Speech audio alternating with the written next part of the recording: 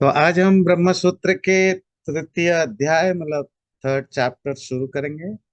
उससे पहले देख लें, अभी दो अध्याय में 8 पादों में शुरुआत होती है। ब्रह्म क्या है, ब्रह्म को माने तो क्या प्रमाण है, क्या आत्मा ब्रह्म है, क्या प्रकृति मैटर ब्रह्म है, शरीर ब्रह्म है, मन ब्रह्म है, बुद्धि ब्रह्म है, प्राण ब्रह्म है। इन सब चीजों पर चर्चा हुई। क्या इनमें से कोई ब्रह्म है? तो नहीं। फिर ब्रह्म का स्वरूप क्या है? तो सच्चित आनंद स्वरूप।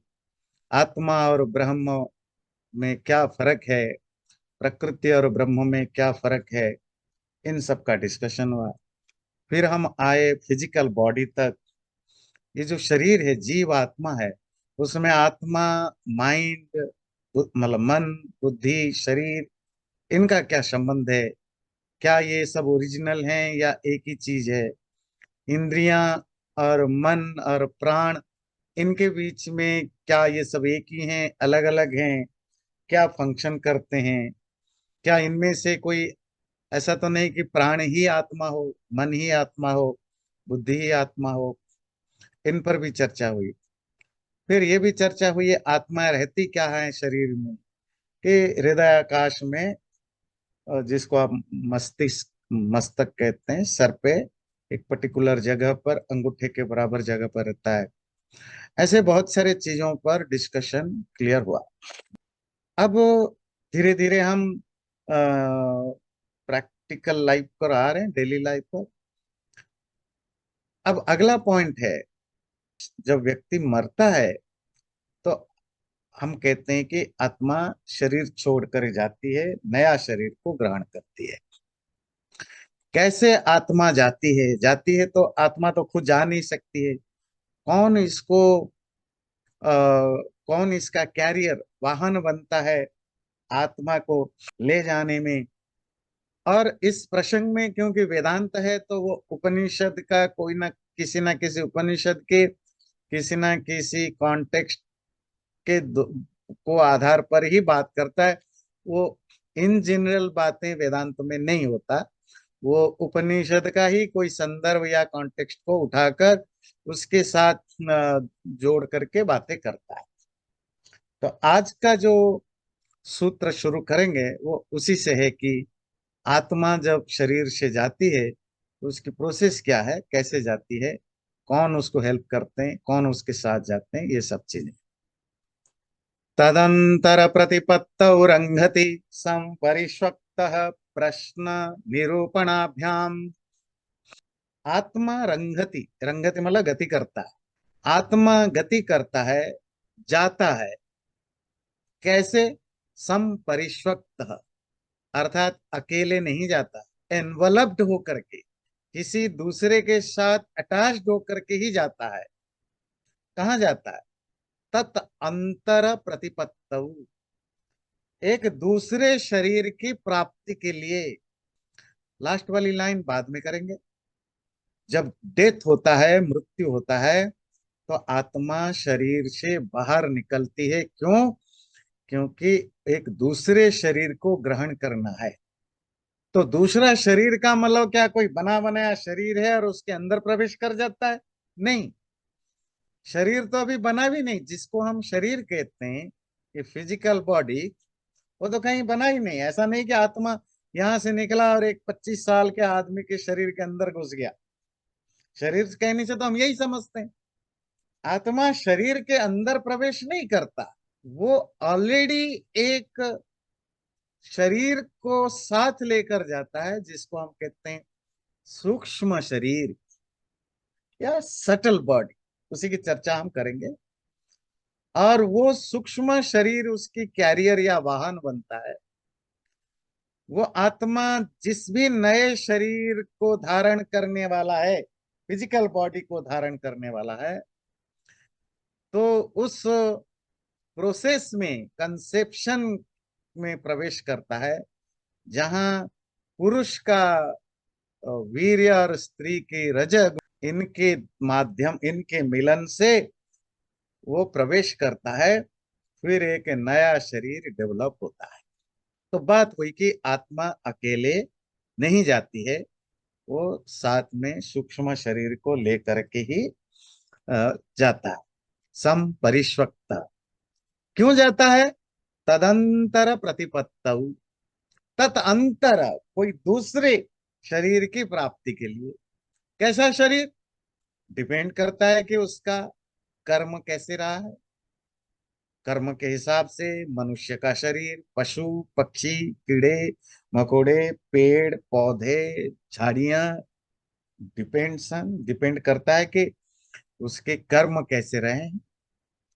पर आत्मा अकेली नहीं जाती, साथ में वो सूक्ष्म शरीर जिसमें आप कहते हैं इंद्रियां, मन, बुद्धि, अहंकार, ये सब मिलके एक कंपाउंड बनते हैं जिसको हम सूक्ष्म शरीर कहते हैं। वो साथ में जाते हैं, कैरियर बन के वो आगे जाते हैं। तो ये तो हुआ बेसिक जनरल सूत्र का भाव। पर जैसे मैंने बताया, वेदांत की जो जो जो स्ट्रक्चर है वो सिर्फ जनरल कंसेप्ट का डिस्कशन नहीं करता। वो उपनिषद के किसी प्रसंग या कॉन्टेक्स्ट के साथ जोड़ करके बात करता है। और किसी पर्टिकुलर उपनिषद में कोई ऐसा कॉन्टेक्स्ट, संदर्भ जहां कोई कंफ्यूजन है या कोई कंफ्यूजन हो सकता है, उसको क्लैरिफाई करते हुए जाता है। तो इस संदर्भ में छांदोग्य उपनिषद का एक प्रसंग आता है। और वो प्रसंग है, राजा प्रवाहन पांचाल के राजा हैं। तो वो श्वेत केतु जब उनके घर आता है, उनसे वो पूछते हैं, ऋषि श्वेत केतु। ये कन्वर्सेशन है पंच विद्या पर, पांच तरह की विद्या, पांच तरह की आहुतियां, उस पर चर्चा होती है। वेत्थ यथा पंचम्याम आहुतौ आपः पुरुषवचसो भवन्ति। बात ये चल रही है, पांच तरह की आहुतियां है, ऑफरिंग, और पांच तरह की अग्नि है। तो वो पांच अग्नि कौन है? और उपनिषद की जो स्टाइल है, थोड़ा मेटाफोरिकल, अलंकारिक, द्यवलोक, आकाश, वो एक अग्नि है। मेघ बादल, जो क्लाउड है, वो एक मेघ अग्नि है। पृथ्वी भी अग्नि के रूप में लिया गया। पुरुष को भी अग्नि के रूप में लिया गया। पुरुष मतलब आत्मा, जीव, प्राणी। फिर स्त्री, फीमेल। ये पांच अलग अलग अग्नि है। इनमें जो आहुतियां होंगी, उसमें देवलोक के में आहुति है श्रद्धा की। पहली आहुति श्रद्धा की है। श्रद्धा एक स्टेट ऑफ इमोशन है, स्टेट ऑफ माइंड है। डिवोशन, किसी के प्रति जो भक्ति भाव है, जो समर्पण है, श्रद्धा, वो श्रद्धा है। फिर मेघ रूपक अग्नि में सोम की आहुति, सोम रस है। पृथ्वी के पृथ्वी रूपक अग्नि में वृष्टि, रेनिंग, बारिश की आहुति। पुरुष रूपक मतलब जो जीव, जीव या प्राणी रूपक अग्नि में किसकी आहुति दी जाती है? अन्न की, ग्रेन्स की, भोजन की। और स्त्री रूपक अग्नि में जो पुरुष वीर्य है, जो सीड है, उसकी आहुति दी जाती है। ये इससे क्या होता है? यज्ञ से नई सृष्टि, या जो सृष्टि है उसको सस्टेन करने में या नई सृष्टि बनाने में हेल्प करता है। तो एक मेटाफोरिकल यज्ञ का वर्णन है, जो श्रद्धा रूपक आहुति से शुरू करके वीर्य रूपक आहुति तक जाता है। पर उस वीर्य के लिए जो शब्द यूज वहां है, उसके लिए राजा प्रवाहन क्लियर करते हैं, पंचम्याम आहुतो आपह पुरुष वचसो भवंती। ये जो पांचवी आहुति है, जो फिफ्थ ऑफरिंग है, वो आपह, आपह मतलब जल, पानी, वो पुरुष कहलाता है। अब इसका क्या मतलब है? वहां वीर्य शब्द नहीं है, वहां शब्द क्या है? आपह, पानी। अब पानी से स्त्री में आहुति देना तो कोई सेंस नहीं है। तो यहाँ पानी उस वीर्य या रज, जो पुरुष की वीर्य है, और स्त्री की जो मेंस्ट्रुअल मेनिस्ट्रुअल जो यह है, ये लिक्विड है।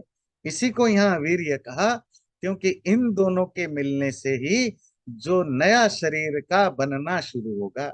नया शरीर का बनना, आत्मा का नहीं या जीव का नहीं, नया शरीर का बनना शुरू होगा, और वो एक अगली सृष्टि होगी। तो राजा प्रवाहन कहते हैं। वो जो पांचवी आहुति में जो आपस शब्द है, आपा मतलब पानी, वो पानी पुरुष वाला, पुरुष अर्थ को बताने वाला है। और यहाँ पानी का अर्थ एक्चुअली पानी नहीं है, लिक्विड है। प्रश्न निरूपणाभ्याम, ये जो बातें हम चर्चा कर रहे हैं कि आत्मा एक शरीर से दूसरे शरीर को जाता है, अकेला नहीं, संपरिष्वक्त, एनवलप्ड होकर के, ढक करके, सूक्ष्म शरीर के द्वारा। और क्यों जाता है? तद अंतर प्रतिपत्तौ, एक दूसरा शरीर की प्रतिपत्ति, प्राप्ति या अपटेन या प्राप्त करने के लिए।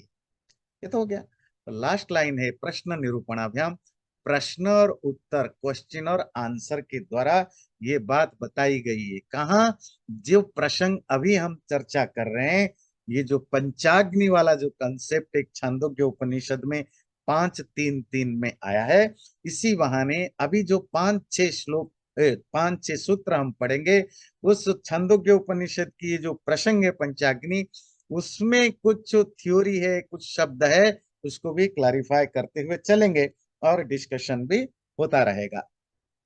तो यहाँ जो आपस शब्द है पानी, वो रिप्रेजेंट करता है सटल बॉडी को, और जो सूक्ष्म शरीर की बात करता है, वो रज वीर्य के द्वारा ही डेवलप होता है। पूर्व पक्ष का क्वेश्चन हो सकता है कि भाई, आपको सूक्ष्म शरीर की क्या जरूरत है? आत्मा को शरीर किससे बनता है? पहली चीज है पंचमहाभूत से, मेटेरियल चीजों से बनता है। वो तो सब जगह अवेलेबल है, बस आत्मा निकल जाए तो ऑलरेडी वहां शरीर है। जिस जिस स्त्री में जाएगा, या जो भी वो तो मनुष्य हो तो पुरुष और स्त्री में जाएगा, पेड़ पौधों में बीज के थ्रू जाएगा, दूसरों के दूसरे थ्रू में जाएगा, जिस भी थ्रू में, जब वो जल, यो आपस शब्द यहाँ बहुत महत्वपूर्ण है ना, क्योंकि लिक्विड फॉर्म में जाएगा, तो जो भी जाएगा वहां अपने आप पंच महाभूतों की कॉम्बिनेशन से शरीर बनेगा। पर जो फ्यूचर बॉडी बनेगा, जो आगे जाकर जो बॉडी बनेगा, वो उस सूक्ष्म शरीर के ऊपर का स्ट्रक्चर, हार्डवेयर तो बन जाएगा कहीं से भी, पर उस हार्डवेयर के अंदर जो प्रोग्रामिंग है, जब तक वो प्रोग्रामिंग सेट नहीं होगा तो वो हार्डवेयर फंक्शन कैसे करेगा? और वो प्रोग्रामिंग क्या है? ये जो इंद्रियां है, मन है, बुद्धि है, प्राण है, ये प्रोग्राम है। ये प्रवेश करेंगे तभी जाकर के वो हार्डवेयर वो डेवलप करेगा। रज और वीर्य, पुरुष स्त्री की जो लिक्विड आप है, वो हार्डवेयर बनाने में हेल्प करेंगे। बाकी जो यहाँ से आत्मा के साथ जो सूक्ष्म शरीर जाएगा, वो अंदर की सॉफ्टवेयर का काम करेगा। तभी जाकर के एक पर्टिकुलर आत्मा को पर्टिकुलर शरीर अलर्ट होगा।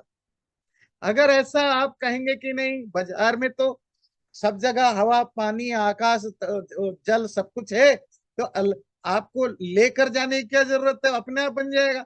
अपने आप कैसे बनेगा? अपने आप ईंट बन सकता है, पत्थर बन सकता है, कुछ भी बन सकता है। तो उसको प्रॉपर फॉर्मेट में, और जो रिक्वायर्ड है उस आत्मा के लिए, उसको उसी फॉर्मेट में लेने के लिए साथ में सूक्ष्म शरीर का जाना होता है। अगला सूत्र लेते हैं, त्रियात्मकत्वात्तु भूयस्त्वात्। पर हमने तो सुना है 3 तत्वों से ये जो कॉजल बॉडी, या जो कारण शरीर या सूक्ष्म शरीर, इन 3 तत्वों से बनता है, ऐसा हमने उपनिषद में कहीं कहीं पढ़ा है। त्रियात्मक अर्थात ये जो सूक्ष्म शरीर है, ये 3 तत्वों वाला है। पर आप जल तत्व की बात कर रहे हो, आपक की बात कर रहे हो, आप लिक्विडिटी की बात कर रहे हो, इसका क्या मतलब है? तो सूत्र कहता है, उपनिषद में जहां भी तीन तत्वों से सूक्ष्म शरीर बना है कहा है, हम उससे डिसएग्री नहीं करते, तीन तत्वों से बना ही है। पर जल शब्द का रेफरेंस इसीलिए दिया गया है भूयस्त्वात्, क्योंकि वो प्रीपोंडरेंस या डोमिनेट करता है, उसकी प्राधान्य होने से या डोमिनेंस होने के कारण से जल शब्द का उल्लेख हुआ। तीन तत्व कौन है? पृथ्वी, जल और अग्नि। ये तीन तत्वों से शरीर बेसिकली डोमिनेंटली बनता है। पृथ्वी से आपकी सॉलिड चीजें, पृथ्वी तत्व मतलब सॉलिड चीजें, जल तत्व मतलब जो लिक्विड चीजें, और अग्नि तत्व मतलब जो एनर्जी या बॉडी के अंदर जो भी सिस्टम को चलाने के लिए जो कुछ भी चाहिए, डाइजेस्टिव सिस्टम है, हीट है, जो कुछ है वो अग्नि तत्व। बाकी आकाश और वायु तो वो तो सर्वव्यापक है, वो तो ठीक है। आकाश तो सर्व वो तो, आकाश को वैसे भी काउंट ना करो, वो बाई डिफॉल्ट रहता ही रहता है। ऐसा एक उपनिषद में इस पे बारे में डिस्कशन हुआ है। पर आप यहाँ कह रहे हो कि जो आपा है वही वही मूल कारण है सूक्ष्म शरीर को शरीर के रूप में बनाने में।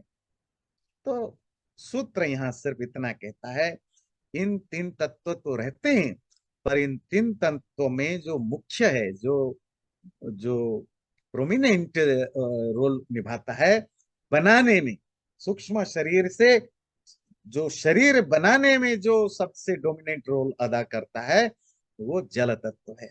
जल तत्व क्यों? क्योंकि जो शरीर बनेगा वो दो चीजों से मिल बनता है, और वो दोनों के दोनों लिक्विड फॉर्म है। वो क्या है? एक तो जो वीर्य है पुरुष का, वो भी लिक्विड फॉर्म है, और जो स्त्री का जिसको हम रज कहते हैं, शायद अंग्रेजी में उसको मेंस्ट्रुअल ब्लड कहते हैं, मुझे पता नहीं एक्यूरेट वर्ड है कि नहीं, तो रज है। वो जो रज और वीर्य, इन दोनों के मिलने से वो जो शरीर का डेवलपमेंट होगा, ये दोनों जल होने से, मतलब जल मतलब लिक्विड होने से, जल की प्रधानता के कारण यहाँ जल तत्व की बात कही। पर एक्चुअली उसमें भी पृथ्वी तत्व है, उसमें भी अग्नि तत्व है, तीनों तत्वों से ही बनता है। पर जल तत्व की प्रधानता से हम यहाँ इस उपनिषद में जल की बात कही। अगला लेते हैं, प्राण गतेश्च। आत्मा के साथ प्राण, प्राण मतलब इंद्रियां भी जाने के कारण से ये जो बेसिक एलिमेंट्स हैं, जो भूत हैं, वो भी आत्मा के साथ जाते ही जाते हैं। प्राणों के गति के कारण से भूतों को भी, भूत भी जाते हैं ऐसा मानना पड़ेगा। भूत मतलब पंचमहाभूत, जिसकी चर्चा हो रही सूक्ष्म सूक्ष्म शरीर के रूप में। आत्मा के साथ प्राण जाते, और प्राणों के साथ साथ इंद्रियां भी जाती हैं। ये हमने बृहदारण्यक उपनिषद में जैसे आता है, तम उत्क्रामंतम प्राणो अनुत्क्रामति, प्राणम अनुत्क्रामंतम सर्वे प्राण अनुत्क्रामंति। ये बृहदारण्यक उपनिषद 4:4-2 का है, जिसका अर्थ है आत्मा के शरीर से निकल जाने के बाद प्राण भी साथ में जाते हैं, और प्राणों के पीछे पीछे बाकी सभी प्राण। प्राण, एक प्राण का मतलब होता है जो वाइटलिटी, दूसरा प्राण का मतलब अपने दूसरे चैप्टर के लास्ट में पढ़ा है, इंद्रियों को भी प्राण कहते हैं। बाकी सब प्राण भी उसके साथ जाते हैं, अर्थात आत्मा, आत्मा के साथ प्राण, और प्राण जाते हैं तो प्राण के साथ साथ इंद्रियां भी चली जाती। तो सूत्र कहता है प्राणों के गति के कारण से, प्राणों के जाने के कारण से भी हमें भूतों की एग्जिस्टेंस को आत्मा के साथ जाने को मानना पड़ेगा। इसका क्या मतलब है? जब प्राण और इंद्रिया आदि जाते हैं तो इनकी जो आश्रय है, आश्रय समझते हैं, जो इनका बेस कौन बनेगा? आत्मा तो किसी का बेस बन नहीं सकता, आत्मा खुद ही एनवलप्ड है इनके द्वारा। बेस बनने की जो एबिलिटी है वो भूतों में है। भूत मतलब एलिमेंट्स में, पंचमहाभूत।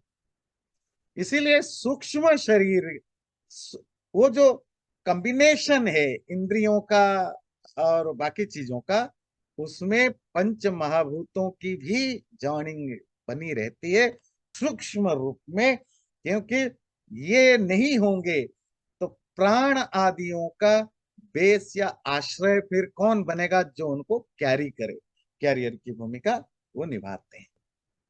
अग्न्यादि गति श्रुते रीति चेत न भाग तत्वात्। ओके, और एक प्रॉब्लम, प्रॉब्लम है कि वेद के कुछ मंत्रों में ऐसे आता है, और उपनिषद में भी, बृहदारण्यक उपनिषद में भी आता है कि मरने के बाद जो आंखें सूरज में मिल जाते हैं, प्राण वायु वायु में मिल जाते हैं, वाणी है वो अग्नि में मिल जाते हैं, इस तरह की चर्चाएं मिलती हैं। मतलब ये जो हमारी इंद्रियों की गत शक्ति है, इंद्रिय शक्ति, सेंसुअल एबिलिटी, वो अग्नि वायु आकाश आदि में जो शब्द है वो आकाश में मिल जाता है, वो सब इन सब पंच महाभूतों में मिल जाता है। तो प्राणों का आत्मा के साथ फिर कैसे जा सकते हैं, जब कहीं ये लिखा हुआ मिलता है वेदों में और उपनिषदों में कि मरने के बाद ये सब इंद्रियां वो पंच महाभूतों में, स्थूल महाभूतों में मिल जाते हैं, फिर आप तो कह रहे हो इंद्रियां आत्मा के साथ जाते हैं, पर ये जो मंत्र या उपनिषद का जो वाक्य है उसमें ये पता लगता है कि मरने के बाद ये इंद्रियां ये पंच महाभूतों में मिल जाते हैं। तो इसका क्या मतलब है? तो अब वो सूत्रकार कहते हैं, अग्न्यादि गति श्रुतेरिति चेत, अगर ये आप कहना चाहो अग्नि आदि, वायु अग्नि आकाश, इन सब पंच तत्वों में ये पंच इंद्रियां मिल जाते हैं, ऐसा जो श्रुति वचन है इसके कारण से हम नहीं मानते हैं कि इंद्रियां आत्मा के साथ जाती हैं। अगर आप ऐसा कहना चाहो, न, ऐसा नहीं। क्यों? ये सब भाक्त हैं। भाक्त कहते हैं ये जो लिखे गए हैं वो सेकेंडरी सेंस में लिखे गए हैं। जब शुरू शुरू में हम वेदांत दर्शन पढ़ रहे थे, प्रथम अध्याय के कुछ कुछ हिस्सों में, तो हमने शुरू में ये बात की थी लक्षणा और लक्ष्यार्थ के बारे में। मतलब किसी भी शब्द के तीन अर्थ हो सकते हैं, एक लिटरेरी मीनिंग, एक सेकेंडरी सेंस में, और तीसरा होता है जो इंटेंशन है, इसको कहते हैं वाच्यार्थ, first meaning the primary meaning, लक्ष्यार्थ द सेकेंडरी मीनिंग जो चर्चा कर रहे हैं, गौणार्थ, और तृतीय होता है व्यंग्यार्थ, जो उसकी रियल मीनिंग है, जो ऑथर का, मतलब लेखक का या स्पीकर या वक्ता का जो इंटेंशन है, जो ऑब्जेक्टिव ऑब्जेक्ट है, जो एक्चुअली कन्वे करना चाहता है, वो व्यंग्यार्थ है। कभी कभी जरूरी नहीं कि राइटर ने जो लिखा या स्पीकर ने जो बोला उसकी लिटरेरी सेंस में जाएंगे तो आपको पता नहीं चलेगा, है ना। जैसे हम कॉमन बातचीत में भी ऐसी बहुत सारे बातचीत करते हैं, और अंग्रेजी में तो आप जानते हैं जो जो लोकल अंग्रेजी लोग बोलते हैं वो कितना फ्रेजल, मतलब फ्रेज यूज करते हैं। जो लोग ग्रामर पढ़ के इंग्लिश पढ़ते हैं, देखिए अमेरिकन इंग्लिश क्यों, हम जो बाहर से आते हैं हमें मुश्किल होता है समझना, क्योंकि वो हमारे तरह ग्रामर बेस्ड इंग्लिश नहीं बोलते, क्योंकि वो कन्वर्सेशनल इंग्लिश बोलते हैं, तो वो फ्रेज में बात करते हैं, है ना। नहीं, ये जो फ्रेज में बात करना, उसका जो मीनिंग होता है वो लिटरेरी मीनिंग नहीं देखा जाता, वो उसकी हमेशा लक्ष्यार्थ या सेकेंडरी सेंस में देखा जाता है। इसी तरह जो हिंदी स्पीकिंग है, जो हिंदी में बात करते हैं, ऐसे हजारों शब्द हैं, जो हजारों वाक्य है। जब हम बात करते हैं जैसे चाल ना जाने अंगन टेढ़ी, है ना, या ऐसे बहुत सारी चीजें ना आप याद दिला सकते हैं। मतलब डे टू डे डेट में तो हजारों चीजें हम ऐसा यूज करते हैं जो फ्रेज होता है, जिसका एक्चुअल लिटरेरी मीनिंग, हाँ, खुद चोर कोतवाल को डांटे। एक्चुअली ऐसा एक बार हुआ, मतलब किसी से बहस हो रहा था, तो जो खुद गलत काम किया था, तो बातचीत में, और वो बहुत ज्यादा गुस्सा कर रहा था। मैंने कहा देखो, अब ये तो ऐसा ही है भाई, चोर कोतवाल को डांटे। तो उसने कहा, आप वो लिटरेरी मीनिंग लिया, लिटरेरी मीनिंग की जानबूझ के लिया, मतलब लड़ाई करने के लिए, या समझ नहीं पाया कि आपने मुझे चोर कैसे कह दिया। अरे भाई, आपको चोर नहीं कहा। ये फ्रेज है कि मतलब कोई गलत करने पर भी उसको जो समझाए उसी को ही वो ब्लेम करे, ऐसे व्यक्ति को कहते हैं चोर हो, चोरी करके भी कोतवाल को डांटे। तो हम आम बातचीत में जब भी हम कॉमन अपनी लैंग्वेज में, अपनी मातृभाषा में, या बहुत जिस भाषा में हमारी मास्टरी हो जाती है, हम वहाँ ग्रामर बेस्ड बातें कम करते हैं। बात समझ में आती है? वहां हम उस भाषा में बात करते हैं जहां मोस्टली लिटरेरी मीनिंग का ज्यादा सेंस नहीं होता, वहां सेकेंडरी सेंस ज्यादा मैटर करता है ना। तो ये जो सेकेंडरी मीनिंग को संस्कृत के जो जो उसमें, उसको लक्ष्यार्थ कहते हैं, उसको गौणार्थ भी कहते हैं और भाक्त भी कहते हैं। वेदांत ने में उसके लिए शब्द यूज किया, भाक्त। भाक्तत्वात्, अर्थात ऐसा जहां जहां भी कोई मंत्र मिलता है कि इंद्रियां मरने के बाद वाणी जो है वो अग्नि में लीन हो गया, प्राण वायु वायु में लीन हो गया, आंखें सूर्य में लीन हो गया, ये सब चीजें जो है वो लक्ष्यार्थ है। इसको आप ज्यादा वर्ड बाय वर्ड या लिटरेरी मीनिंग में नहीं लेना। तो क्या भाव है उसका? जब कोई व्यक्ति मरता है, शरीर जो पंच महाभूत से बना है, वो शरीर का, क्योंकि ये 5 बेसिक एलिमेंट से बने, तो उनका जो कंपोनेंट जहां सूट करता है वो वापस वहां नष्ट, वो मर्ज हो जाते हैं।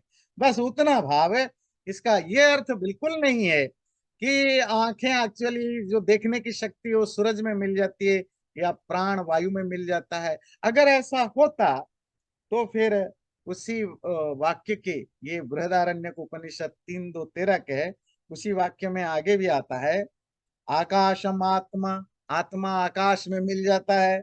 औषधिर लोमानी, जो हमारे रोम है ना, बॉडी हेयर्स हैं, वो वनस्पत वो प्लांट्स में मिल जाते हैं। और वनस्पतिन केशा, हमारे जो हेड हेयर हैं, जो सर के बाल हैं, वो पेड़ पौधों में मिल जाते हैं।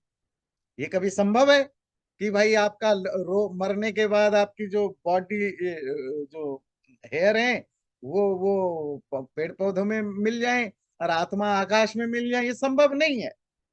पर ये उसी प्रसंग में ही आता है। तो इनको आप उस लिटरेरी सेंस में लेंगे तो बड़ी फनी होगा, बड़ा मजाकिया होगा, इसका कोई सेंस ही नहीं बनेगा। बस सिर्फ इनको इतना समझना कि ये सब चीजें अपनी जो जो नेचर की जो जो जो बड़ी व्यवस्था है उसमें वो समा जाते हैं, दैट्स इट। सूक्ष्म शरीर के रूप में जो इंद्रियां वगैरह हैं, वो तो साथ जैसे जाती हैं वो जाती हैं, उनमें कोई कंट्राडिक्शन नहीं है। प्रथमे अश्रवणातीति चेत न ताएव ही उपपत्ति है। ओके, पहले से ये सुना नहीं गया था, इसीलिए हम इसको नहीं मान सकते, ऐसा अगर आप कहें तो नहीं उपपत्ति है, क्योंकि उस अर्थ में वो अप्रोप्रिएट होता है। इसका क्या मतलब हुआ? पहले इसकी प्रसंग को, कॉन्टेक्स्ट को समझ लीजिए। उसी छांदोग्य उपनिषद में जहां ये पंचाग्नि विद्या, पंचमला 5, अग्निमला फायर, विद्यामला नॉलेज, 5 तरह की अग्नि के बारे में जो कन्वर्सेशन चल रहा है, क्वेश्चन एंड आंसर, जिसमें 5 अग्नि क्या बताया? आकाश, है ना। तो फिर उसके बाद पृथ्वी, हाँ, आकाश, मेघ, बादल, पृथ्वी, जीव और स्त्री, ये 5 तरह के अग्नि और 5 तरह की आहुतियां। सबसे पहली आहुति श्रद्धा, फिर सोम, फिर वृष्टि, फिर अन्न, फिर जल या वीर्य। पहली आहुति क्या है? श्रद्धा। प्रश्न है प्रथमे अश्रवणात्, जो पहली आहुति दी गई या पहली आहुति की जो चर्चा हुई, उसमें तो ये नहीं बताया गया कि सूक्ष्म शरीर की बात हो रही है या ये रजवीर्य की बात हो रही है, शरीर धारण की बात हो रही है। इसीलिए हम इसको नहीं मानेंगे। फिर आप जो आपस शब्द आया, फिर आपस शब्द का अर्थ खुद उपनिषदकार करते हैं, इसका अर्थ जीवात्मा है, जीव है, मतलब जीव की जो सूक्ष्म शरीर के बनाने की कोशिश है, हम कैसे माने? तो सूत्र कहता है ऐसा अगर आप सोचते हो, ऐसा नहीं है, क्योंकि वहां जो श्रद्धा आहुति पहली दी गई है, और श्रद्धा शब्द में सूक्ष्म शरीर का कोई कंसेप्ट है नहीं, तो कैसे माने? ऐसा नहीं है। श्रद्धा शब्द भी, श्रद्धा शब्द से ही सूक्ष्म शरीर की प्रोसेस की चर्चा हो, बात हो सकती है। कैसे? ये जो जहां ये प्रसंग आया है, इसका संस्कृत है, असौ वावलोक गौतमाग्नि। ये जो लोक है, ये जो संसार है, ये भी अग्नि है। तस्मिन एतस्मिन अग्नौ, इस अग्नि में देवाः श्रद्धाम जुहति, देवताओं ने श्रद्धा की आहुति दी। और वो अग्नि कौन है? ये जो पूरा संसार है, मानो ये अग्नि है, इसमें श्रद्धा की आहुति थी। मनुष्य कैसे पैदा होता है, ये समझना बड़ी जरूरी है। आप गीता जो लोग पहले पढ़ चुके हैं, उसमें 17वां अध्याय में आता है, श्रद्धा मयो यम पुरुषो यो यत श्रद्धा स एव सः। ये जो मनुष्य है ना, वो जो कुछ भी है, इट्स ऑल अबाउट श्रद्धा। श्रद्धा मतलब believe, thought, mindset, thinking process, किसी चीज को मान लेना, एक्सेप्ट कर लेना आज ए ट्रूथ। मनुष्य की जो पर्सनालिटी है, वो और कुछ नहीं, श्रद्धा ही है। श्रद्धा का अर्थ तो पता है, श्रद्ध मतलब सच, धा मतलब धारण करना, सत्य को धारण करना। जो जिस तरह के सच्चाई को धारण किया, जिसकी बिलीफ सिस्टम जैसा बना, वो व्यक्ति की पर्सनालिटी वैसी ही होती है। और खाली इतना नहीं, जब व्यक्ति मरता है, मरते समय उसकी श्रद्धा जैसी होगी, अगला शरीर भी उसको वैसे ही मिलेगा। जैसे उसमें आता है 8वें अध्याय में 6ठा श्लोक, यम यम वापि स्मरन् भावम त्यजन्त्यन्ते कलेवरम तम तमेवेति कौन्तेय सदा तद्भाव भावितः। मरते समय जिस तरह का विचार या जिस तरह की सोच मन में आता रहता है, व्यक्ति शरीर छोड़ने के बाद अगला जन्म, अगला शरीर, अगला भोग भी वैसा ही होगा। अब लोग कभी कभी इसकी बड़ी, हमारे बाबा लोग या पंडित लोग उल्लू बनाने के लिए इसकी बड़े गलत अर्थ बताते हैं कि भाई देखो, कितना भी पाप करो, कुछ भी करो, कोई फर्क नहीं पड़ता, बस हरि नाम जपते रहे ना, और कुछ भी नहीं, मरते समय बस इसके कान के पास हरि बोल देना, कृष्ण बोल देना, हरे कृष्ण जो भी बोल देना, सीधा वैकुंठ में पहुंच जाएगा, कोई फर्क नहीं। बिल्कुल क्रिश्चियन थ्योरी। और उन्हें कहानियां सुनाते हैं, देखो वो हाथी ने वो मगरमच्छ पकड़ रहा था, वो पुराण की कहानियां, तो उसने कुछ मुंह से उसकी हरि या नारायण निकल गया, तो हरि ने सीधा उसको वैकुंठ पहुंचा दिया। तो इसी तरह अजामिल नामक एक बड़ा पापी था, बहुत हत्या पाप किया था, बड़ा कभी भगवान को पूछता नहीं था, मानता नहीं था, पर क्या है कि उसका बेटे का नाम नारायण था। और जब वो मरा, तो वो अपने बेटे को, उसकी दिमाग में 24 घंटे बेटे की, देखिए आप पूरी जिंदगी में जिसके बारे में बहुत ज्यादा सोचते हैं, बा या आपकी सबकॉन्शस में, अनकॉन्शस लेवल पर जो चीजें कॉन्स्टेंटली चलता रहता है, मरते समय वही आपको याद आएगा और कुछ आएगा ही नहीं। पर उसने नारायण नारायण बोला, क्योंकि उसका बेटे का नाम नारायण, ऊपर से नारायण और लक्ष्मी उठ के जा रहे थे। लक्ष्मी ने कहा देखो आपका भक्त बुला रहा है, तो उन्होंने कहा अच्छा, तो उन्होंने वैकुंठ भेज दिया। तो इस तरह लोगों को भ्रमित कर रहे हैं।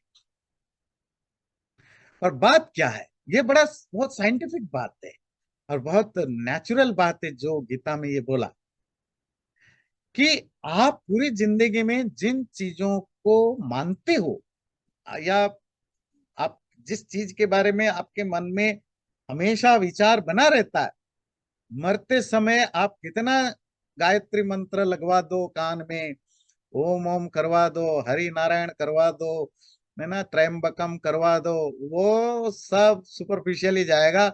उसके मन में तो वही आएगा। अगर पैसे के पीछे भागा था तो पैसे ही आएगा, पैसे ही आएगा, पैसे ही आएगा।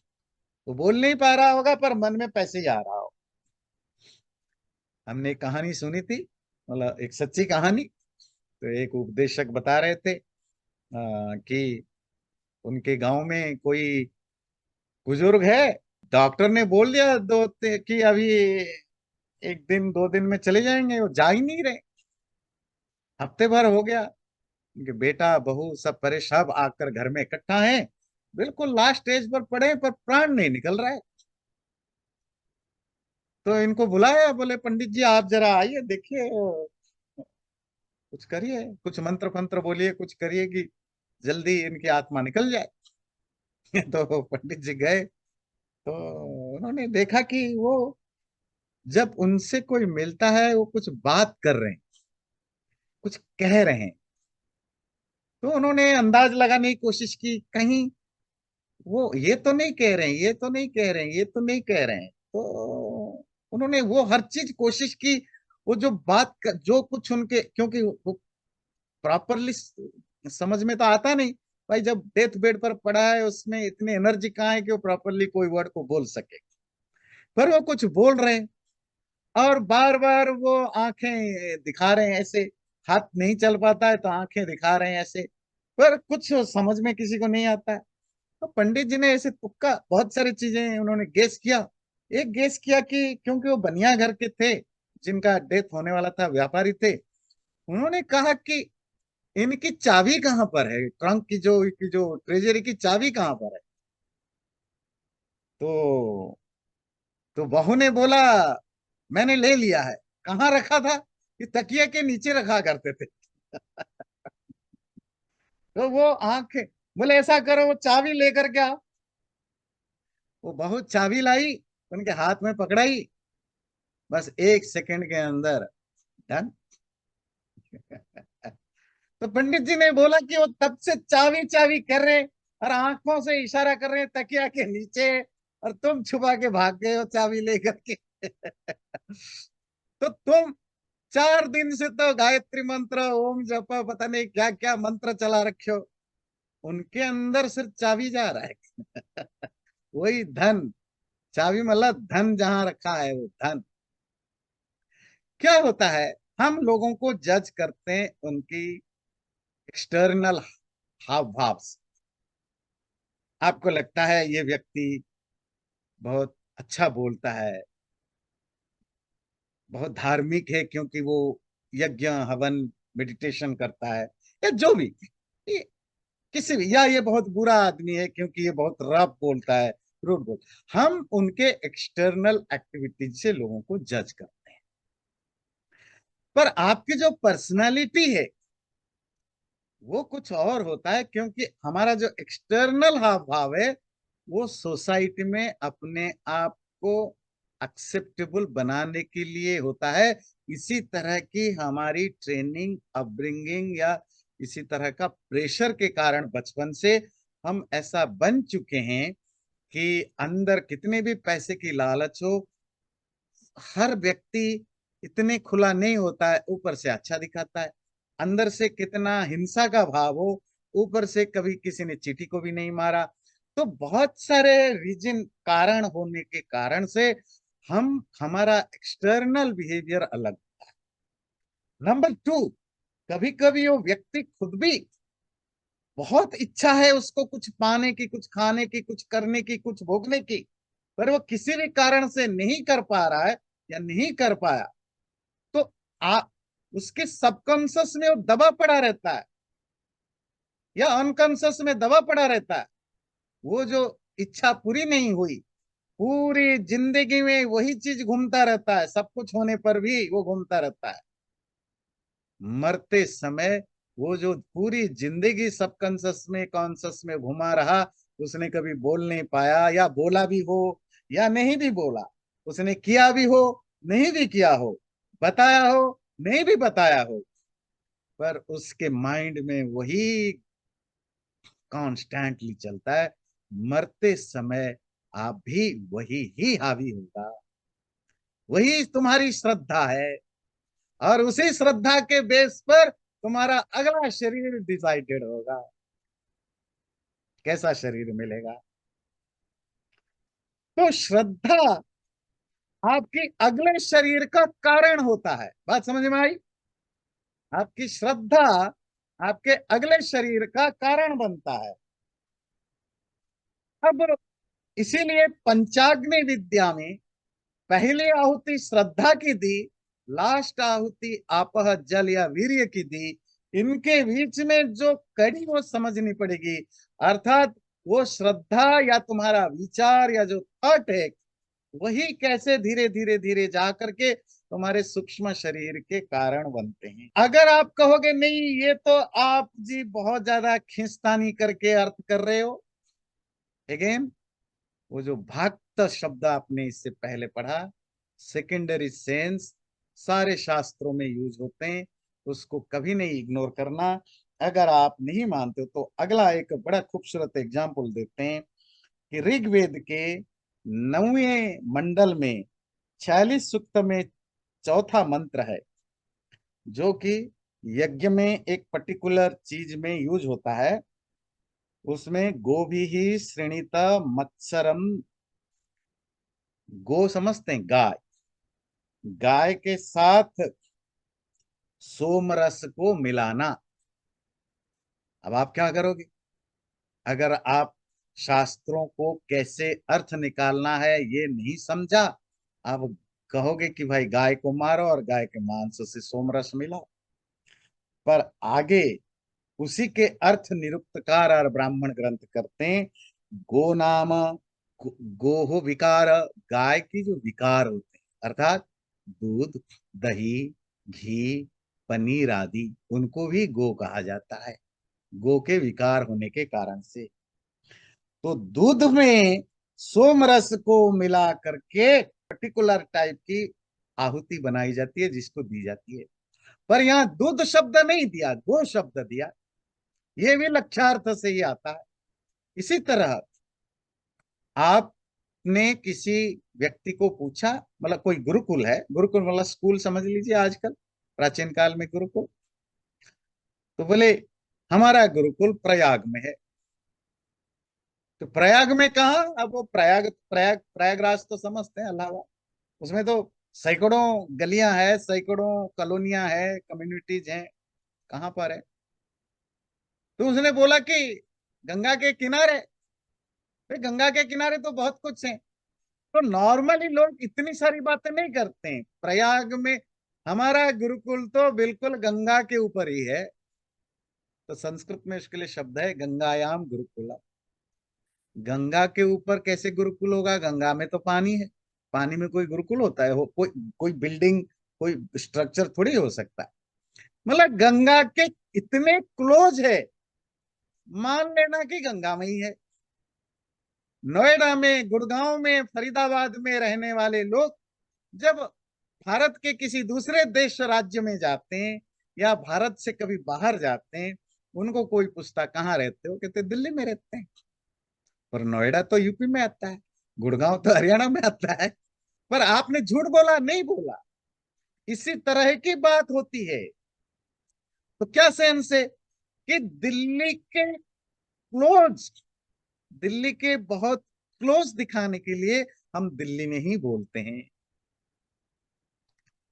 हमारे रिश्तेदारी में भी ऐसे बहुत कुछ कॉजन्स, ऐसे कुछ नीस होते हैं, नेफ्यू होते हैं, या कुछ ऐसे बच्चे होते हैं जो आपके फ्रेंड के बच्चे हैं, या वैसे ही आपके बच्चे के फ्रेंड हैं। तो मैंने बहुत सारे जगह देखा, अब इनको पूछो जी ये कौन है, तो ये मेरा बेटा है।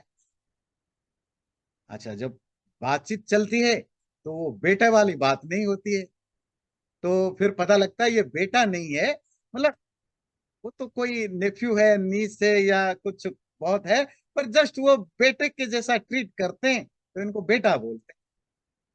बेटे का अर्थ नहीं कि वो प्रॉपर्टी का हिस्सा भी उसको देंगे, ऐसा नहीं है, क्योंकि हम इसी तरह के बातचीत करते हैं क्लोजनेस दिखाने के लिए या कुछ दूसरे तरह के सेंस दिखाने के लिए।